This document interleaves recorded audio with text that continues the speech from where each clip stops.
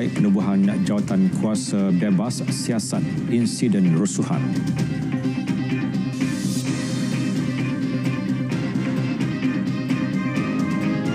Assalamualaikum, salam Malaysia Madani. Presiden Indonesia Prabowo Subianto bersetuju menubuhkan jawatan kuasa siasatan bebas susulan rusuhan Ogos yang mengorbankan sekurang-kurangnya 10 nyawa.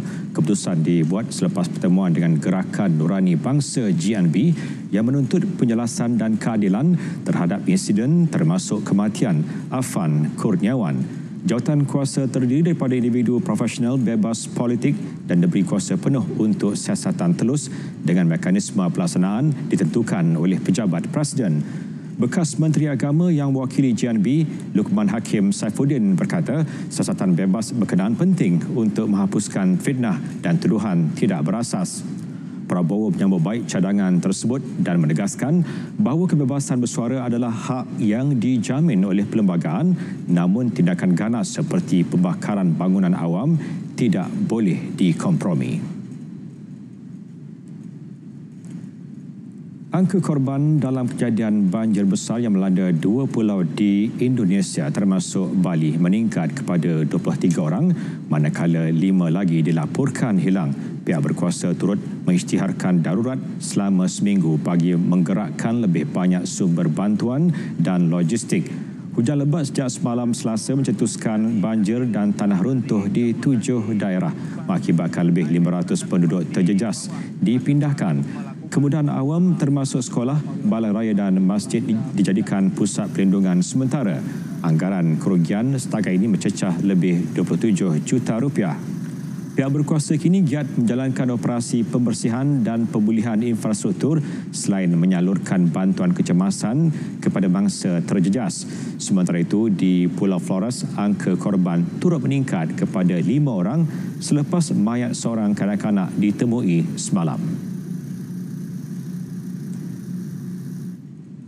Di Tokyo, seorang lelaki maut manakala seorang lagi cedera dalam kejadian hujan lebat dan angin kencang pada petang Rabu.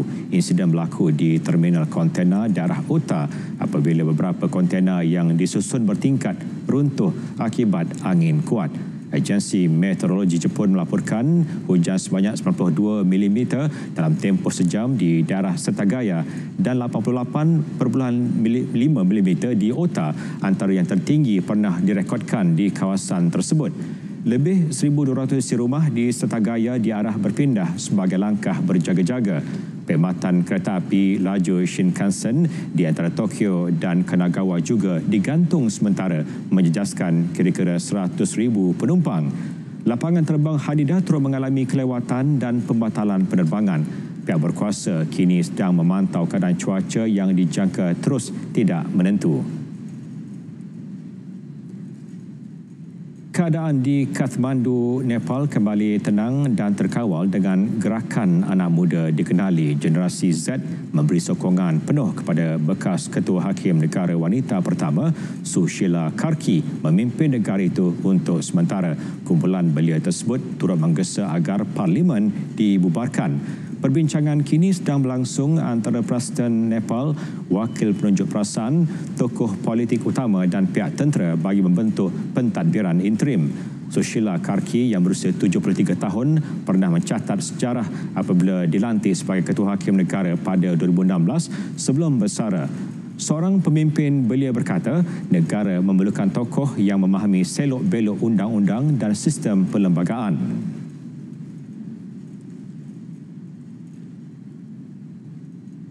Dalam pada itu, angka korban dalam siri protes berkenaan sepanjang minggu ini mencecah 51 orang, manakala lebih 1,300 orang dilaporkan cedera. Menurut polis, negara itu bergelut dengan krisis politik yang menyaksikan peletakan jawatan Perdana Menteri dan pengambil alihan kawalan keselamatan oleh pihak tentera. Tentera Nepal turut memaklumkan lebih 100 senjata yang dicuri dalam rusuhan berjaya dirampas semula. Ketika protes, penunjuk perasaan memegang senjata automatik yang dirampas daripada pihak berkuasa. Dalam insiden sama, lebih 13,500 banduan melarikan diri dari beberapa penjara di seluruh negara. Setakat ini, 12,533 masih bebas, manakala sebahagiannya berjaya ditahan semula. Pihak berkuasa berkata, sebahagian banduan cuba melintasi sempadan Nepal, India dengan ramai berjaya ditahan oleh pasukan keselamatan India. Perhimpunan Agung Pertubuhan Bangsa Bersatu UNGA dijadual mengundi hari ini bagi menyokong deklarasi New York yang menggesa penyelesaian dua negara antara Israel dan Palestin tanpa penglibatan Hamas. Deklarasi yang dibentangkan Perancis dan Arab Saudi itu telah pun disokong Liga Arab serta ditandatangani bersama oleh 17 negara anggota PBB termasuk beberapa negara Arab. Resolusi itu menekankan tindakan kolektif untuk menamatkan perang di Gaza serta mencapai penyelesaian adil dan berkekalan berdasarkan pelaksanaan penyelesaian dua negara. Pengundian hari ini diadakan menjelang sidang kemuncak PBB 22 September ini di New York yang akan dipengerusikan bersama Riyadh dan Paris, di mana Presiden Perancis Emmanuel Macron dicangka secara rasmi mengiktiraf negara Palestin. Tabung Kanak-kanak Pertubuhan Bangsa Bersatu UNICEF memberi amaran bahawa kadar malnutrisi kanak-kanak di semenanjung Gaza meningkat pada tahap membimbangkan. Data terbaru menunjukkan paras malnutrisi akut teruk yang tidak pernah berlaku sebelum ini dalam kalangan kanak-kanak yang disaring pada Ogos. Pengarah Eksekutif UNICEF Catherine Russell berkata seorang daripada 5 kanak-kanak di Bandar Gaza didiagnosis dengan malnutrisi akut teruk pada Ogos. Beliau menyatakan bahawa walaupun UNICEF berjaya membawa lebih banyak bekalan ke Gaza, peningkatan serangan Israel telah memaksa kira-kira 10 pusat pemakanan ditutup. Russell menegaskan keperluan mendesak untuk melindungi perkhidmatan nutrisi di Bandar Gaza dan di seluruh semenanjung Gaza. Lebih 300 pekerja Korea Selatan pulang ke tanah air hari ini selepas ditahan selama seminggu oleh pihak Migration Amerika Syarikat di Georgia. Mereka tiba sehari selepas dibebaskan berikutan operasi migration minggu lalu di sebuah tapak pembinaan kilang bateri kereta elektrik yang dikendalikan oleh Hyundai Motor Group dan LG Energy Solution Limited di Bryan County. Kebanyakan pekerja berkenaan berada di Amerika dengan visa lawatan perniagaan jangka pendek atau visa rekreasi 90 hari untuk bekerja. Seoul kini berunding dengan Washington bagi memastikan pengeluaran visa untuk tujuan pelaburan tidak terjejas. Presiden Lee Jae-yong pula berkata syarikat akan berat hati untuk membuat pelaburan langsung di Amerika sekiranya kejadian seumpama berulang. Beliau berharap agar rundingan dengan Washington mengenai pembaharuan visa dapat diteruskan.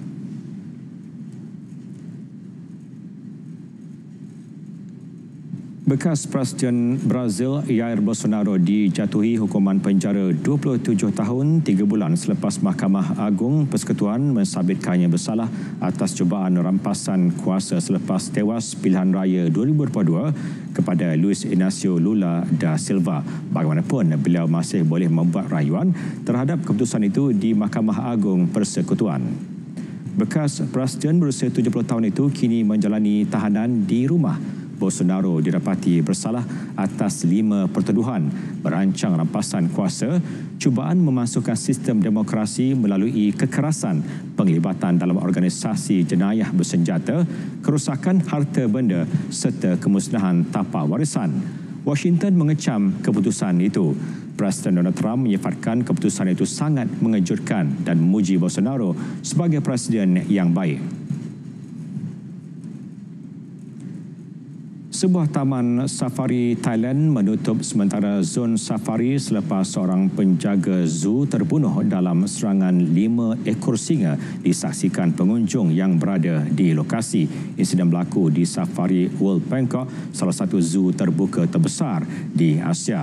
Mangsa Jan Rangkarasamy, 58 tahun, dipercayai keluar dari kenderaan semasa berada dalam zon singa sebelum seekor haiwan itu menerkamnya dari belakang. 4 singa lain kemudian turut serta menyebabkan kecederaan parah yang membawa kepada kematian mangsa. Menurut laporan berdasar, Jan mengalami patah leher, saluran pernafasan koyak dan luka dalaman pada peha yang menyebabkan pendarahan besar. Pelawat cuba mengalihkan perhatian haiwan dengan membunyikan horn dan menjerit, namun tidak berjaya menghentikan serangan. Pihak pengurusan Safari World memaklumkan semua singa terlibat telah dikurung untuk penilaian tingkah laku dan keselamatan. Muzium Negara Yaman di tengah ibu kota Sana'a rosak teruk akibat serangan udara Israel. Pihak berkuasa tempatan merayu kepada UNESCO agar membantu melindungi bangunan bersejarah itu serta koleksi artefaknya. Serangan menyasarkan beberapa lokasi di Sana'a dan wilayah Al-Jaf, kawasan dikuasai kumpulan Houthi. Antara sasaran utama ialah agensi propaganda Houthi di kawasan paling padat penduduk, pampiran tapak warisan dunia UNESCO, Bandar Lama Sana'a. Pihak muzium masih belum dapat menilai kerosakan sebenar pada artefak. Kebanyakan koleksi berusia lebih 2,000 tahun meliputi pelbagai tamadun kuno Yaman sejak 3,000 tahun lalu. Yaman sebelum ini berdepan kehilangan warisan arkeologi akibat penjarahan, penyeludupan dan kemusnahan sepanjang konflik berlarutan lebih sedekad.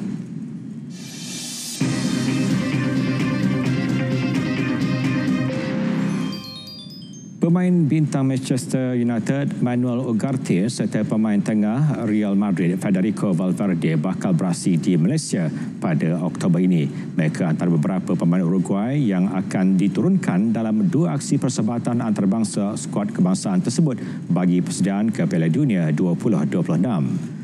Uruguay dijadual menentang Republik Dominikan pada 10 Oktober di Stadium Nasional Bukit Jalil sebelum berdepan Uzbekistan di Stadium Hang Jebat Melaka pada 13 Oktober.